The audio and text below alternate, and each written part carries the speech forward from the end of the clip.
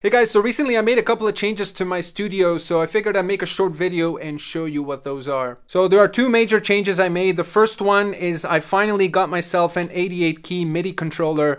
I got the Roland FP10, which is actually a digital piano, but it has USB. So there's two reasons I picked this one. One is price and the other is form factor. So I wanted a MIDI controller that was very minimal, no fancy knob switches or pads or gimmicks or anything. So I want something that can fit in front of my desk, as you can see here, to keep it nice and compact. Really, I just wanted nice feeling keys. I also heard a lot of good things about the action on this one, which is the PHA4 from Roland. So far, I really like the feel of it. I'm not a snob when it comes to key, so I'm probably not the best person to tell you what's good or not, but it's all subjective anyway, so you should probably try it out for yourself. And since this keyboard doesn't have any knobs or sliders or mod wheels, you can see I've added this little Korg micro key on top, which has a mod wheel. It also has very lightweight keys, so I use this when I'm programming things that require lightweight, like drums or something. And I've also added this Novation launch control, which has a bunch of different knobs I can assign freely. So with these three controllers together, I have the whole kind of plethora of types of controllers that I would want. I have nice weighted keys when I'm playing piano or kind of orchestral patches. I have the lightweight keys if I want to do kind of organs or drums. I have a mod wheel there if I want to kind of control some of the instruments. And then I have a bunch of different knobs and pads if I need more control for parameters. The other thing I got at the same time as this was this K&M stand, which is kind of like a tabletop type of stand. I really like this so far. I don't remember the exact model name, but I'll put a link in the description if you're curious. It's very sturdy. I think it's made of steel.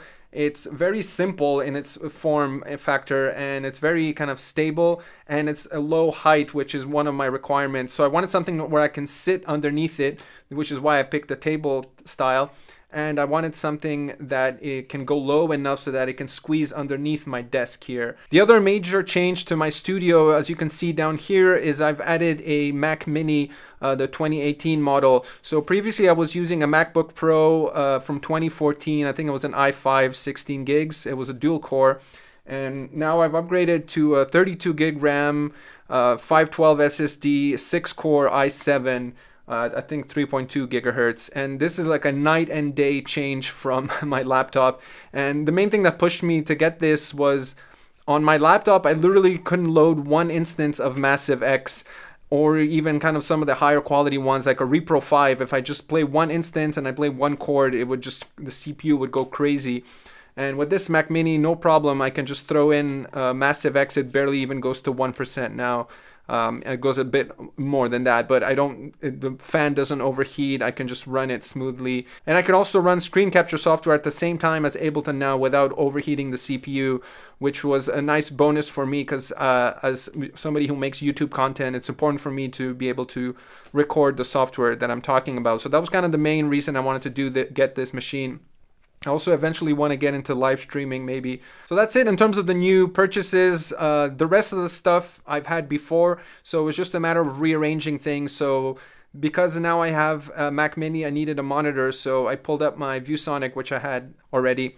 So I put that up on a stand, the Mac Mini underneath, and then my Audient ID22 on top. So I like that this setup is nice and compact. It leaves a lot of free space on my desk because the keyboard is now on a separate stand. So yeah, I'm super happy about this new layout. It opens up a whole new slew of possibilities for me. I can't believe I went so long without an 88 key dedicated controller because I play piano every day, so I always felt like restrained. I felt like I was in handcuffs whenever I had to play those mini keys and had to play piano patches. Getting a proper 88 key controller really kind of opens up new sounds that I've had before. It kind of brings up new life to them. Let me know if you have any questions about the setup. I'll try to put a link in the description to all the different pieces I mentioned here if you want to check it out as well.